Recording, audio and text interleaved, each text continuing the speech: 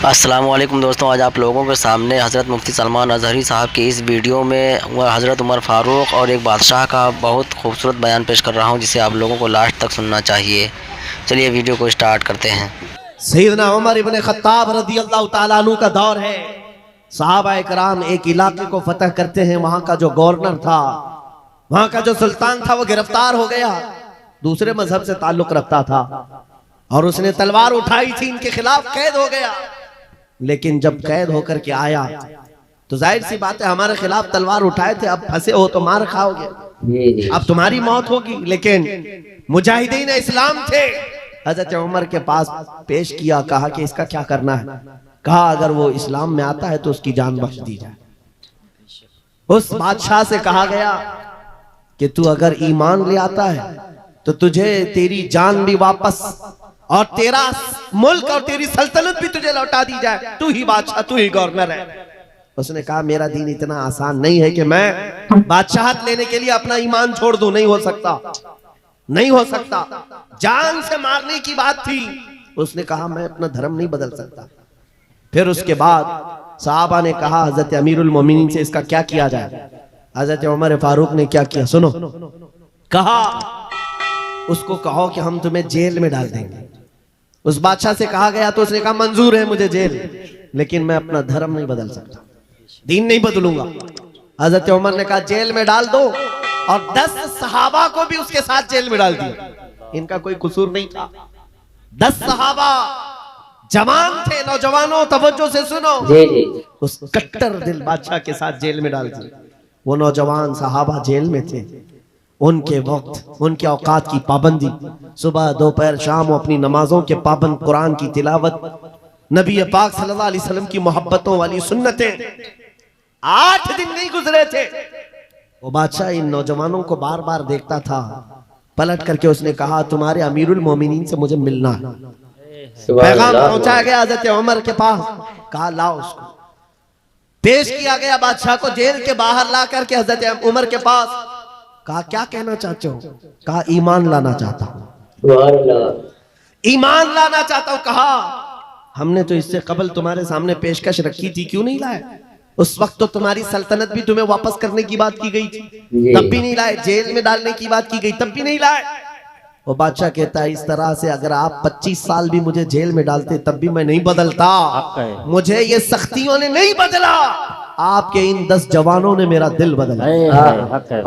इनके अखलाक और किरदार मैंने देखा, फिर मेरा दिल गवाही देने लगा ये झूठों की जमात नहीं हो सकती। और मैंने इनकी सुबह देखी, इनकी शामें देखी, इनका उठना बैठना, इनकी नमाज, इनकी इबादतें, इनका गिड़गिड़ाना, ये सब देख करके जवानों में मेरा दिल पसीज गया। और फिर दिल ने पुकार करके कहा गुलामों का जब यह हाल है तो फिर आका का हाल क्या है।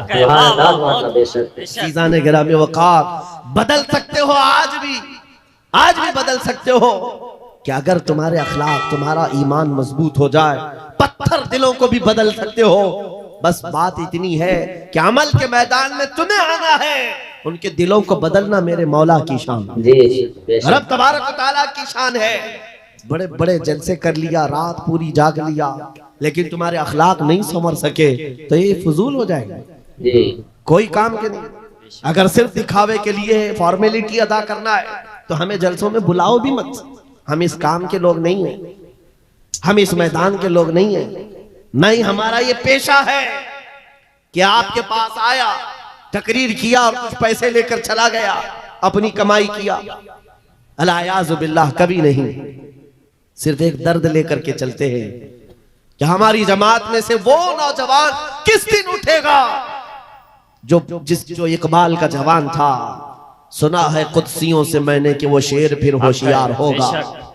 बस यही दर्द लेकर आप तक, बल्कि बंगाल की खाड़ियों में, बिहार की झाड़ियों में, हर जगह पर सफर इसलिए कर रहे हैं कि कहीं ना कहीं मेरे मौला करीम ने फजल फरमाया और रहम फरमाया उम्मत मुस्तफा पर।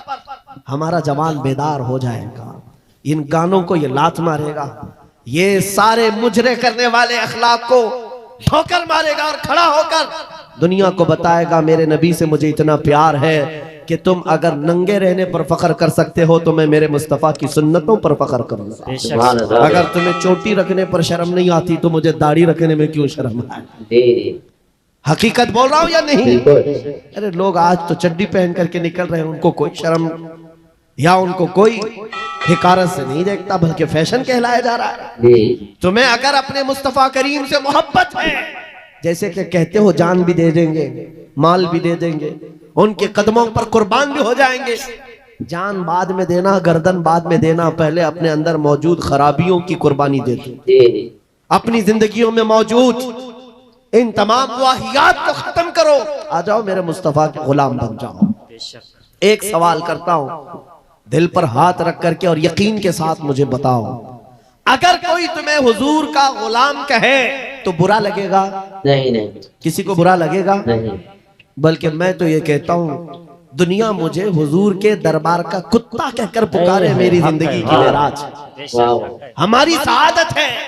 हुजूर के दरबार का कुत्ता कहलाना भी हमारे लिए फख्र है।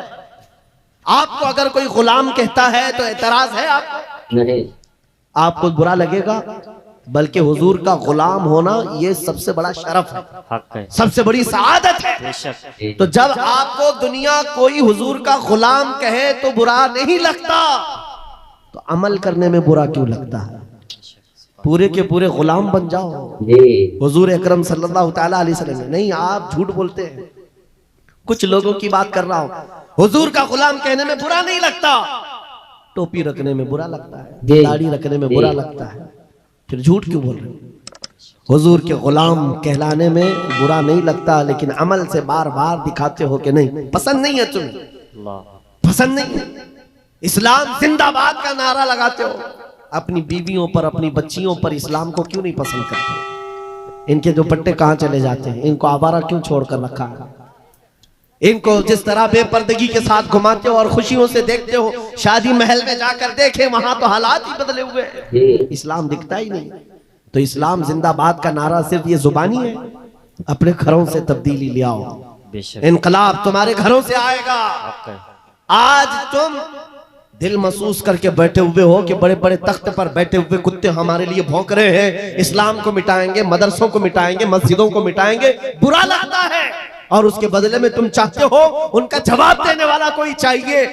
बार बार हमारी मेंबरों से हम उनका जवाब देते रहे। ए नौजवानों, जवाब तुम अपने अमल से दो।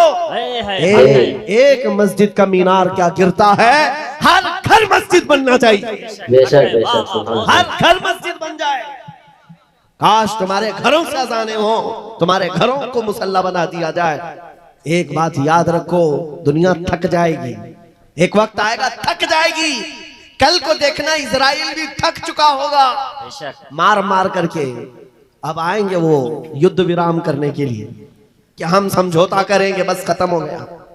जितनी ताकत थी झोंक दिया, मार मार करके थक जाएगी दुनिया। लेकिन हमारी शरीयत का, हमारे दीन का एक मिजाज है, कितने गाजी मारोगे, हर घर से गाजी निकले।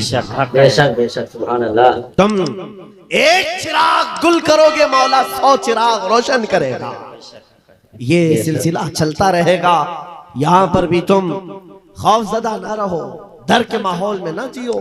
बस मैं तुम्हें ये बात कहने के लिए आया हूं, अगर नबी के गुलाम हो तो पूरी गुलामी करो, पूरी गुलामी करो, फख्र के साथ करो, अपनी दाढ़ियों के साथ, अपनी शनाख्त के साथ, अपनी आइडेंटिटी के साथ। आपको क्या लगता है कि कोई हमें नौकरी से निकाल देगा, कोई हमें रिस्क नहीं देगा? माज़अल्लाह, रज़्ज़ाक़ ये लोग नहीं, रज़्ज़ाक़ मेरा रब है, अल्लाह मेरा रज़्ज़ाक़ है। एक छोटी सी कम्युनिटी ने अपनी पहचान बना ली पंजाबियों ने, और वो अपनी आइडेंटिटी को लेकर के चलने लगे, और दुनिया पर उन्होंने छाप छोड़ा कि हम जहां रहेंगे अपनी शनाख्त के साथ रहेंगे, समझौता नहीं करेंगे। दुनिया उनको एक्सेप्शन देने लग गई कि हाँ ठीक है, तुम इसके साथ भी जियो। ऐ मोमिनो, तुमने खुद छोड़ दिया अपनी चीजों को। काश उस सहाबी रसूल की बात मैं तुम्हें बताऊं। हजरत नौमान, एक सहाबी, एक बादशाह के पास उनको बुलाया गया था, हुजूर के तर्जुमान बन करके गए थे। और जब उस बादशाह के पास आए, काफिर बादशाह था, एक सहाबी की बात, उसने कालीन बिछाया, और कैसा कालीन था? रेशम का कालीन था। रेशम का कालीन, बहुत महंगा कालीन, और जो कुर्सी बिछाया वो सोने की कलाई की हुई कुर्सी थी। जब सहाबी रसूल वहां पहुंचे, देखा रेशम का कालीन है, अपनी तलवार से फाड़ दिया, कहा उठाओ इसको, जमीन पर चलूंगा। जमीन पर चलकर आए, कुर्सी देखा सोने की रखी,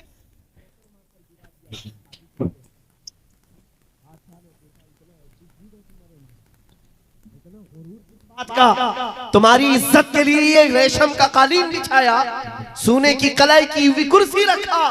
उस साहबी ने कहा, बादशाह ये गुरूर नहीं, ये तकब्बुर नहीं है, मैं मदीने वाले मुस्तफा का गुलाम हूं, जिनका फरमान है कि मर्द के लिए रेशम का इस्तेमाल हराम है, मर्द के लिए सोने का इस्तेमाल हराम है। मैं दुनिया में जहां कहीं रहूंगा, एक सोने की कुर्सी क्या 1000 कुर्सी रखे, मैं ठोकर मार दूंगा।